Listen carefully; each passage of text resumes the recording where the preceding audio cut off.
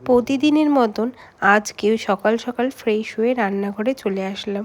তোমরা তো বুঝেই গেছো এতদিনে যে রান্নাঘরটা আমার কতটা প্রিয় জায়গা। হ্যাঁ, আমার কেন, সব মেয়েদেরই মোটামুটি রান্নাঘরটা সবসময় প্রিয়ই জায়গা থাকে। যাই হোক, সবাই সুন্দর করে রান্নাঘরটাকে সাজিয়ে রাখতে চায়, আমিও তার ব্যতিক্রম নয়। আমিও সবসময় সুন্দর করে রান্নাঘরটা ছোট্টখাটো জিনিস দিয়ে সাজিয়ে রাখতে চাই। সবসময় তো সব কিছু পারা সম্ভব হয় না, কিন্তু তারপরেও ভাবি যে একটুখানি রান্নাঘরটাকে সুন্দর করে ডেকোরেশন করে রাখলে ভালোই লাগে। যাই হোক, রান্না করার সময় সব সময় তো সুন্দর সাজানো থাকে না। তো আজকে সকাল সকাল রান্না করে নিয়েছিলাম আমার জন্য একটুখানি সবজি, তারপরে এখানে খেয়ে নিলাম চিয়া সিড।